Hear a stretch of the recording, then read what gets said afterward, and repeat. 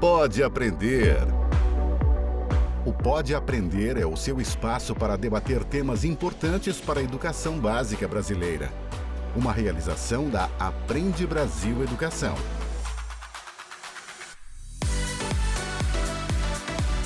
Olá, eu sou a Danaê Búbalo e este é o Pode Aprender, o nosso bate-papo qualificado sobre a educação básica brasileira.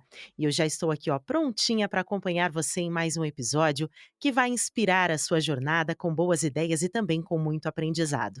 Então eu te convido, vem comigo, vamos juntos? Na verdade, o adoecimento docente ele é real, ele é crescente e ele é mundial. Não é um fenômeno apenas brasileiro. E ele trata-se de um problema estrutural mesmo, porque por vezes o professor pode se sentir fraco, e não é isso, é um sofrimento legítimo, contextual. Nós somos a primeira geração de um pós-pandêmico, a gente não pode perder isso de vista, né?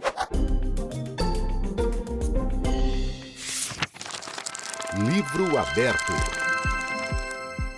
Hoje, o nosso episódio toca em um tema urgente e necessário: a saúde dos nossos professores e os seus impactos na democracia. Afinal, o que acontece com um país quando quem educa adoece?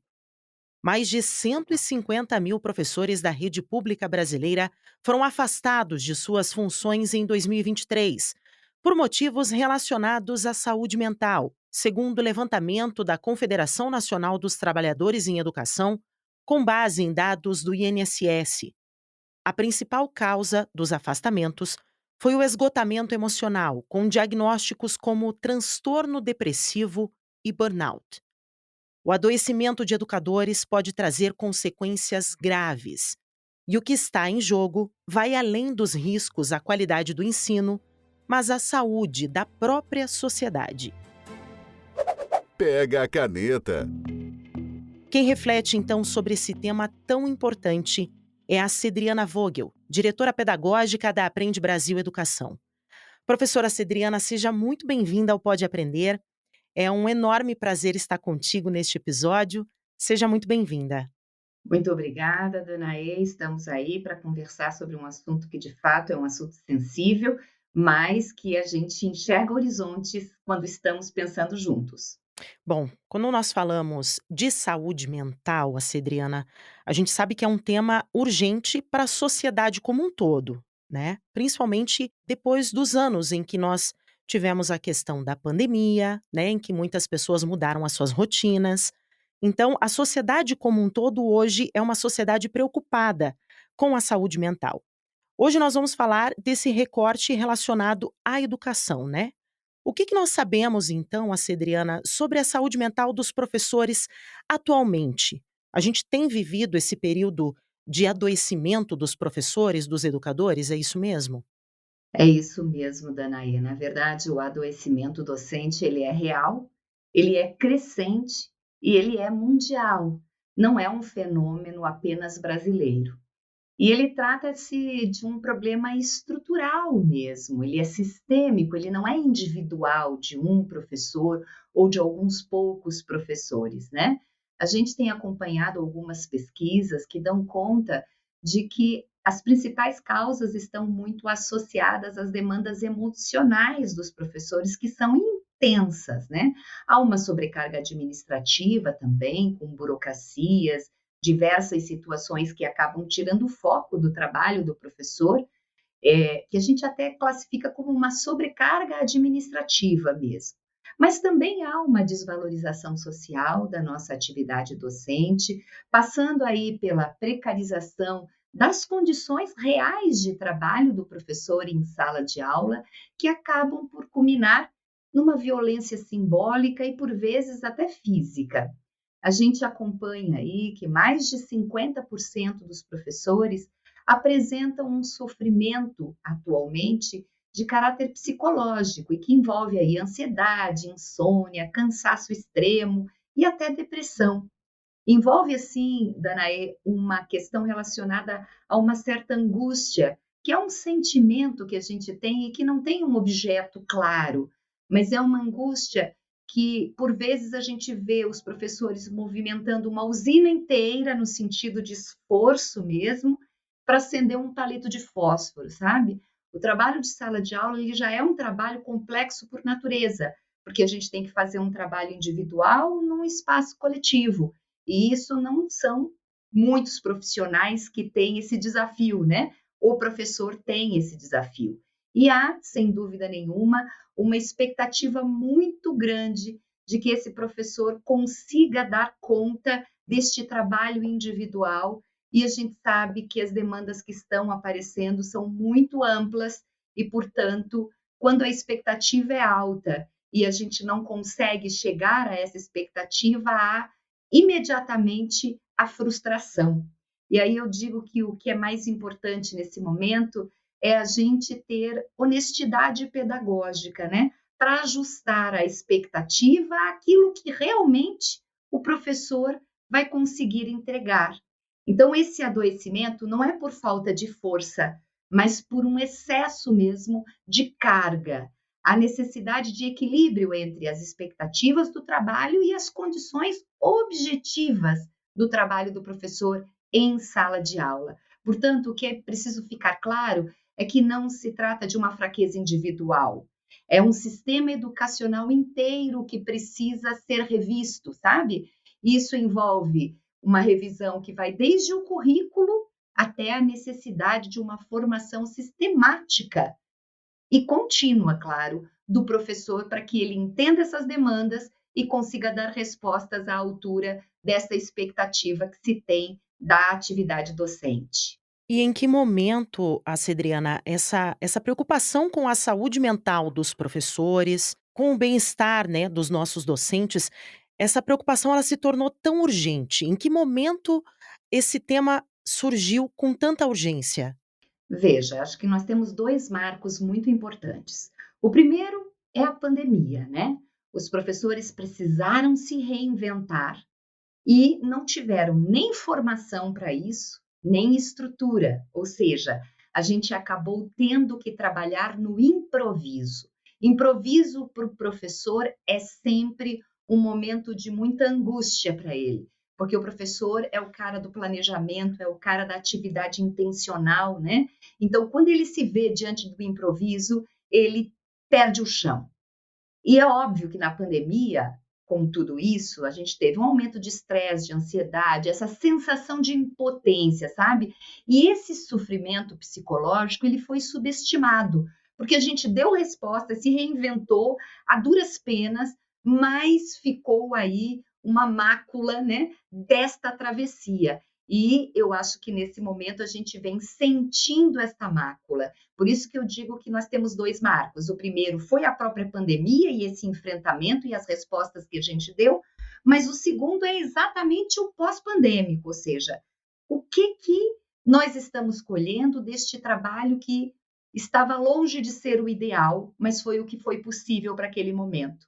A gente tem aí uma heterogeneidade nas salas muito mais evidente, né? Com lacunas de aprendizagens enormes. Imagine você como alfabetizar uma criança na pandemia, como dar respostas aos adolescentes que precisavam do convívio quando nós tivemos que ir para o isolamento, né? As nossas salas de aula no pós-pandêmico se transformaram em quase salas de aula multisseriadas. Nós tínhamos alunos, e ainda temos, alunos assim que deveriam estar dando respostas do ponto de vista de aprendizagem para um quinto ano e estão com defasagens muito expressivas que os colocariam numa condição de terceiro ano, de segundo ano, né? E esse lidar com toda essa heterogeneidade das salas de aula aumenta ainda mais a sensação de incapacidade e de insegurança. E é por isso que os estudos e as pesquisas estão trazendo expressões como colapso emocional docente, apagão dos professores, né? Isso ficou muito evidente de 2022 para cá. Ou seja, nós temos professores que estão achando que não vão dar conta, e estão sendo afastados por isso, por esta exaustão. Também estão, alguns deles, em processo de aposentadoria e agilizando esse processo, e a retomada dos novos profissionais não estão dando conta dessas lacunas, sabe? A pandemia meio que arrancou essa condição, assim, de um conforto pedagógico que nós vínhamos construindo até então e nos jogou no improviso, e a gente vem colhendo esses frutos do pós-pandêmico e exigindo do professor uma recomposição de aprendizagens dessas crianças em estágios dos mais diversos, e isso tem gerado no professor um desconforto muito grande que acaba culminando na doença mental que a gente vem acompanhando. Você falou um termo agora, Cedriana, que eu acho que é um ponto importante da gente trazer aqui para nossa conversa, que é a questão do afastamento desses educadores, desses docentes. O que que muda na escola quando esse professor ele adoece e ele precisa se afastar, né? Porque a gente sente que os educadores são impactados, a escola é impactada, os estudantes são impactados também no dia a dia com esse afastamento desse professor. Com certeza, o afastamento do professor, ele gera uma descontinuidade do trabalho previsto para a sala de aula, né? Então, esta descontinuidade acaba por gerar também um desalinhamento, porque cada professor tem um jeito próprio de conduzir as suas atividades, né? E é óbvio que, para a gente conseguir fazer com que os alunos aprendam, Danaê, é fundamental que eles tenham segurança psicológica, vínculo com estes professores que ali estão e que precisam desenvolver o seu papel, né? Cada vez que nós temos um professor novo, nós temos vínculos que estão quebrados, né? E que esses vínculos acabam desorganizando as questões que estavam previstas para o trabalho, para os projetos, há interrupções dos projetos, há uma desorganização nas rotinas mesmo, e isso faz com que aumente a indisciplina e aumente o desengajamento dos estudantes nestas proposições, sabe? Então, há um impacto grande nos estudantes, porque a queda de desempenho mesmo, né, da aprendizagem, e também uma sensação de instabilidade e de insegurança emocional. A gente sem segurança emocional, a gente tem muito mais dificuldade de aprender. A aprendizagem, ela tem uma relação muito grande com a afetividade. E quando a gente quebra estes vínculos, né, e tem que fazer vínculos novos, a gente demanda um tempo que a gente não tem. E isso com certeza impacta no resultado do trabalho em sala de aula. Ou seja, o professor adoece, se afasta, consequentemente, os estudantes também podem adoecer, e nisso nós temos diversas consequências, né, de uma educação fragilizada, não é mesmo, Acedriana? Isso mesmo, fragiliza as relações, né? Porque educação passa necessariamente por qualidade de relação. Eu aprendo mais e melhor quando eu tenho um bom vínculo com o meu professor. Cada vez que eu altero esse vínculo, por melhor que seja o professor que venha, ele tem que começar de novo a estabelecer esse pacto com o aluno, né? Essas rotinas da sala de aula, enfim, ele tem que reconstruir um caminho pedagógico para o trabalho que vai ser desenvolvido. E isso, de fato, fragiliza demais a confiança entre o professor e o estudante. Falamos de educação, nós falamos do futuro, né? Nós estamos falando de futuros médicos, de futuros advogados, de futuros professores, por que não, não é mesmo? Então, o que que a gente pode mudar, de que forma a gente pode mudar para que esse professor possa trabalhar em sala de aula com mais saúde, com mais dignidade, pensando justamente no nosso futuro, né? Porque hoje falamos da saúde emocional do professor, também é falar sobre o nosso futuro, sobre as crianças que estão sendo educadas hoje para serem adultos, por adultos que estão adoecidos. Então, de que forma que a gente pode mudar, a Cedriana, para que a gente possa deixar que o professor trabalhe de uma maneira mais saudável, digamos assim, com mais dignidade? O que que a gente pode fazer para mudar? Veja, eu entendo que a gente vai ter que avaliar a carga que nós estamos colocando no professor, seja de aula, planejamento, correção, registro, família, toda a parte de burocracia que envolve. Nós temos que resgatar um espaço de respeito, né?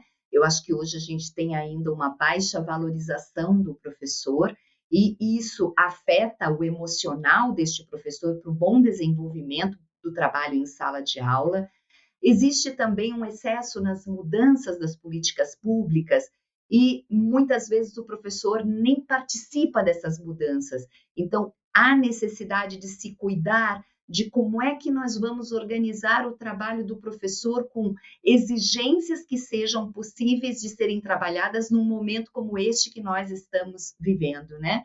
O espaço, ele tem que ser um espaço de muito respeito, portanto, menos hostil, e de muita escuta do professor. As lideranças que estão hoje na escola, elas precisam abrir uma escuta ativa para que o professor possa ser acolhido nesta dor e possa, de fato, fazer uma gestão mais consciente desse espaço de sala de aula. Veja você, por trás de cada aula, há noites mal dormidas, há uma percepção de uma violência simbólica que envolve a não participação do professor nas definições das políticas públicas, há um excesso de cobranças, e aqui a gente sabe que nós temos que medir uma cobrança quando a situação está frágil por parte do professor, e uma necessidade muito importante, volto a dizer, de calibragem das expectativas para a gente reduzir a frustração, porque frustração tem ligação direta com a expectativa.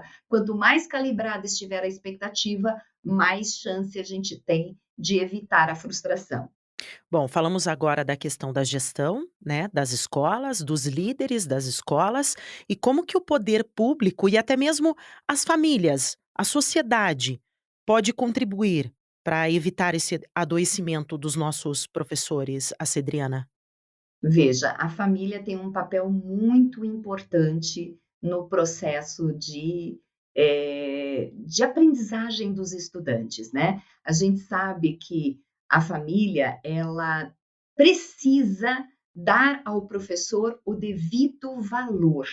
Então, quando a gente pensa assim, que por vezes, né, um pai ou uma mãe, um responsável, né, acaba por dar razão a um filho num determinado momento, sem antes ouvir o que de fato está acontecendo em sala de aula, ele acaba desrespeitando o trabalho da escola e do professor. Então, a gente sempre sugere que a família venha dialogar com a escola para que o problema não vire uma crise. E sempre entre adultos, sabe, Danae? Quando a gente está com uma situação que envolve uma criança, um adolescente, a gente precisa conversar entre adultos que respondem por essas crianças e adolescentes. E dentro do espaço escolar, quem responde é o professor. Dentro da família, quem responde são os pais, enfim, e responsáveis. Então, esse diálogo é muito importante. Participar da vida da escola é muito importante. Quando é chamado para uma reunião, ir até a escola e conversar de uma forma bastante aberta e respeitosa, é fundamental. E a criança, o estudante, precisa perceber que o pai, de fato, entende a estrutura escolar e a respeita. Por isso, acompanhar as rotinas, estabelecer os limites, organizar espaços para estudo, reconhecer, de fato, o trabalho docente. Eu acho que esse é um movimento muito importante. E a sociedade, por sua vez, também, ela não pode tratar o professor como um inimigo ideológico, né? Nós estamos agora com polarizações diversas políticas e a gente tem que entender que o professor ele tem um trabalho curricular a ser feito e esse trabalho precisa ser desenvolvido. Então, a gente tem que valorizar o professor tanto no que diz respeito à imagem pública deste profissional, né? Como reconhecer como um sujeito que também precisa de cuidados, né? A educação não é uma tarefa solitária, é uma tarefa que comunga o trabalho da família e o trabalho da escola. Havia um provérbio africano que dizia que para educar uma criança é preciso uma aldeia inteira. E a gente sabe que as palavras, elas movem, mas o exemplo arrasta. A gente, como adulto, e aí tanto na função familiar quanto escolar, né? A gente precisa trazer o exemplo do respeito como sendo uma base para as relações, e a criança e o adolescente precisam perceber isso nitidamente, porque quando famílias tratam o professor com respeito, o clima muda. E quando a sociedade dá atenção ao professor, a escola respira, a escola consegue fazer um trabalho ainda mais focado na aprendizagem. Bom, Cedriana, nós falamos muito da questão dos cuidados que nós precisamos ter, tanto a questão dos gestores, quanto das lideranças, quanto das famílias, os próprios educadores, né? Precisamos ter essa atenção com a saúde emocional, com a saúde mental desses docentes. E agora vamos para um outro lado da conversa. Vamos para a questão prática. O que a gente pode fazer no nosso dia a dia que vai fazer uma grande diferença para o nosso professor? Perfeito. Do ponto de vista prático, eu acho que o que mais a gente precisa focar é na escuta genuína deste professor. Na hora em que uma liderança, Danae, passa pelo professor e pergunta: e daí, tudo bem? Esse tudo bem tem que ser genuíno e tem que ter um espaço para uma escuta bem ativa destas questões que ele vai trazer neste tudo bem, né? Não pode ser um pro forma, tem que ter uma característica de acolhimento. É preciso também que a sala dos professores seja um espaço acolhedor. Então, aqui trazendo a ótica do gestor, né? O gestor escolar, ele tem que ter um tempo para estar na sala dos professores e poder promover esta escuta acolhedora e atípica. E ainda digo mais, ele precisa também focar um olhar nos reconhecimentos, né? O professor tem feito movimentos muito grandes aí para entender todo esse contexto atual. E é preciso que ele seja reconhecido de uma forma, claro, absolutamente verdadeira, mas reconhecido por todos os avanços que ele tem conseguido. Sejam reconhecimentos públicos numa sala de professores, por exemplo, seja também reconhecimentos privados pelas pequenas conquistas que ele tem, de alguma forma, empreendido. Acho que é fundamental que a gente entenda a cultura de colaboração que nós temos que ter também entre pares. Nós, gestores escolares, temos que provocar uma conversa entre professores para que eles também construam uma rede de apoio entre eles, porque o apoio entre os pares é algo muito, muito valioso. E aí, como nós já falamos das famílias, né? Com uma comunicação respeitosa e uma participação ativa na vida escolar dos nossos estudantes. A gente sabe do poder da palavra, e o poder da palavra, da onde quer que venha, a palavra ela pode ser bendita ou maldita. E essa palavra ela pode fertilizar ou aniquilar um profissional. Então, neste momento que a gente precisa de muito acolhimento, de uma escuta muito mais refinada, é fundamental entender que o professor, o profissional da educação, ele vem atualizando o seu papel, ele vem procurando atender essas expectativas cada dia mais desafiadoras, mas não é um trabalho solitário, é um trabalho coletivo, é um trabalho que a gente tem que dar atenção a cada avanço e tem que ter, de fato, uma presença acolhedora muito próxima desse professor para que ele se sinta, de fato, partícipe, pertencente a um todo maior. E mesmo com tanto cansaço, Cedriana, o que o professor e o que o docente nunca pode perder em sala de aula? Ele não pode perder o brilho do olhar, né? O professor não pode perder o direito de pedir ajuda e estabelecer limites.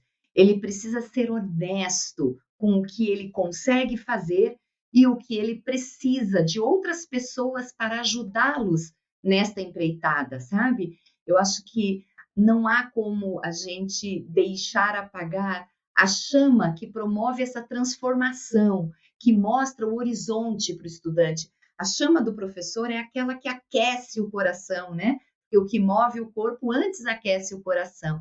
Ele não pode perder esse orgulho de ver o seu estudante avançando e de se entender como parte nesse processo. E ter a certeza, claro, de que a educação é a maior esperança de um país. O que você acredita que ainda tem motivado os nossos professores, a Cedriana? Porque mesmo nesse, caos que estamos vivendo na sociedade, muitos ainda falam, né, dessa questão da paixão, como você mesmo falou agora, desse brilho no olhar, da alegria de estar em uma sala de aula, de ver os pequenos aprendizes, de você ser aquele formador daquela pessoinha pequenininha. O que você acredita que ainda motiva esses professores? É justamente essa paixão pela profissão? Passa por aí. O trabalho docente é um trabalho artesanal, ou seja, que envolve esse contato quase que personalizado com cada estudante. Isso exige muita sensibilidade, mas ao mesmo tempo ele aquece demais o propósito do professor. Então, se tem algo que motiva o professor, é a relação com os estudantes, é vê-los progredir, é acompanhar esses avanços concretos. Isso é um combustível afetivo imenso para o professor. Saber que ele faz a diferença na vida de cada estudante. Você pode ter certeza, Danaé, recentemente eu fui fazer uma consulta com uma médica, eu disse, meu Deus, esse nome não me é estranho. Quando eu entrei na sala do consultório, a profissional olhou para mim e disse: Professora Cedriana, a senhora foi minha professora no terceiro ano do ensino fundamental no Colégio X. Eu disse: Nossa, você sabe que o teu nome. Quando a gente olha o rostinho, já de cara lembra, né? Ela disse: Olha, a senhora me falou uma coisa que eu nunca vou me esquecer. A senhora me disse que eu conseguiria sim fazer medicina, se esse era o meu sonho, se eu me dedicasse muito a estudar, e você me ajudou a montar roteiros de estudo, porque ela era uma menina que tinha uma certa hiperatividade e a gente conseguiu montar um esquema pessoal para ela de como é que ela fazia a revisão daquilo que era trabalhado em sala de aula. Ela era muito visual, então eu disse para ela: vamos montar mapas mentais aqui e vamos organizar o que foi trabalhado assim, assim, assim. Ou seja, quando você consegue ajudar esse estudante, né, a pegar aquilo que ele tem de melhor e colocar a favor dele mesmo, isso faz uma diferença tremenda. Você sabe que numa certa feita perguntaram a Michelangelo, né, como é que ele havia assim tido a inspiração e feito Davi com tanto detalhe. Quem olha Davi observa as veias, observa, enfim, uma beleza indescritível, né? E Michelangelo respondeu: eu apenas tirei os excessos da pedra. Davi já estava ali.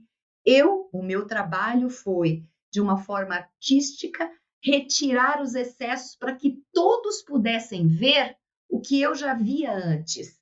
Então é mais ou menos isso, sabe, Danaê? Nós somos um pouco parteiros destas crianças, desses jovens, nós damos luz a eles e tentamos mostrar para eles quais são os melhores caminhos para que eles possam aprender mais e melhor e mostrar todo o seu potencial.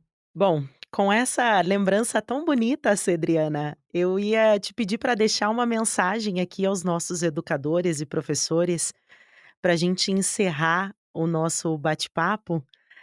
Ainda vou insistir para que você deixe essa mensagem, mas eu acredito que você já trouxe um belo exemplo de quem é o verdadeiro professor, para que ele se lembre, né, dessa essência e da importância que ele tem para a sociedade como um todo, que a sociedade também olhe para o professor com mais carinho e com mais atenção, porque afinal de contas, como você trouxe nesse exemplo, ele que é o transformador do nosso futuro, né? Então eu gostaria que você encerrasse o nosso bate-papo com uma mensagem para os nossos docentes.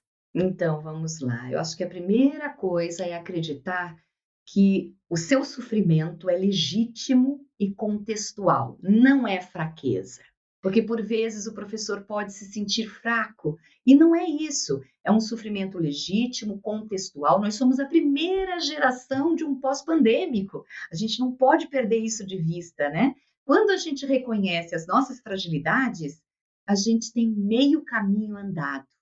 Então, não é fraqueza, são fragilidades, não é um trabalho solitário, é um trabalho com certeza coletivo, o trabalho docente, né? E pedir ajuda é responsabilidade, não é incompetência. Isso também é muito valoroso. O trabalho da gente é um trabalho cooperativa. Eu digo que ninguém larga a mão de ninguém. Nós temos que estar juntos, entendendo os contextos, nos ajudando e ajudando os nossos estudantes. Então, você, professor, você não está sozinho. Há equipes, redes e profissionais que podem te apoiar. Você tem o direito de ser cuidado e de ser identificado nos seus limites, né? O trabalho docente, ele por ser uma construção coletiva, ele exige a humildade de a gente reconhecer os nossos limites, a necessidade de a gente entender a cooperação entre os profissionais e ainda de construir uma lucidez compartilhada para que a gente possa fazer essa travessia e assegurar o direito de aprender de todos e de cada um. Múltipla escolha. Bom, chegamos ao momento aqui do nosso podcast em que eu peço aos nossos convidados, a Cedriana, para que eles deixem dicas de conteúdos que possam estender o nosso tema. Então, hoje nós estamos falando de um tema tão importante, né, de um assunto com muita urgência, que é a saúde dos nossos professores, dos nossos docentes e educadores. E eu gostaria de saber quais são as suas dicas de hoje. Um site, um livro, um filme que os nossos ouvintes podem ter acesso para que possam ter mais conteúdo a respeito do nosso tema de hoje. Quais são as suas dicas, Cedriana? Então vamos lá, eu vou começar por um brasileiro, tá? Mário Sérgio Cortella tem uma obra muito pequena que chama-se Qual é a Tua Obra? Qual é a tua obra? Qual é o teu legado? Esse livro é um livro que eu entendo que faz muito sentido neste momento para que a gente possa ressignificar o nosso papel. Um outro livro que eu indicaria, e que para mim é um livro de cabeceira, chama-se A Coragem de Ser Imperfeito. É um livro da Brené Brown, é uma psicóloga, uma pessoa que faz pesquisas muito relevantes, né? E que também agora lançou um livro que eu ainda não li, mas que eu já sugiro que as pessoas possam olhar com cuidado, que chama-se O Poder da Vulnerabilidade. A gente reconhecer que é vulnerável diante de um contexto maior. Eu acho que vale a pena. E o nosso clássico filme é Sociedade dos Poetas Mortos. É um filme do final dos anos 80, mas que toca profundamente a tarefa do professor em sala de aula. Diversão para casa. Cedriana, foi um enorme prazer conversar contigo hoje, principalmente desse tema tão importante, tão urgente. Eu quero agradecer imensamente a tua participação e eu vou deixar agora aberto um espaço para que você deixe os seus contatos. Os nossos educadores que estão nos ouvindo agora, quer conhecer um pouquinho do trabalho da Aprende Brasil Educação, quer conhecer um pouco mais do trabalho da Cedriana, ou então ficou alguma dúvida ou precisa de alguma orientação. Cedriana, quais são os seus contatos? Então, a Cedriana já é um nome bastante complexo, né? Então, a Cedriana@gmail, a Cedriana@positivo.com.br, a Cedriana@hotmail sou eu. Então, não é difícil de me achar nas redes sociais, aí, Instagram e outros mais, mas muito fácil também, aprendebrasil.com.br é um espaço bem importante para a gente fazer aí as nossas trocas. Nós temos o site da Aprende Brasil, que vai encaminhar para todos estes links importantes aí de acesso ao trabalho que a gente desenvolve, que nada mais é do que construir soluções para auxiliar o professor a conseguir este feito que é aprender ou fazer com que as crianças aprendam mais e melhor. Perfeito. Cedriana, mais uma vez, então, muito obrigada pela tua participação. E eu também agradeço a você que nos acompanhou em mais um bate-papo qualificado sobre a educação básica brasileira. Lembrando que o Pode Aprender é uma realização da Aprende Brasil Educação, com produção da Banca do Podcast. Para comentários e sugestões, basta você enviar um e-mail para aprendebrasil@positivo.com.br. Acompanhe os próximos episódios do Pode Aprender na sua plataforma de podcast preferida, nas redes sociais e também no site da Aprende Brasil. Até mais! Com produção e edição da Banca do Podcast, o Pode Aprender é uma iniciativa da Aprende Brasil Educação.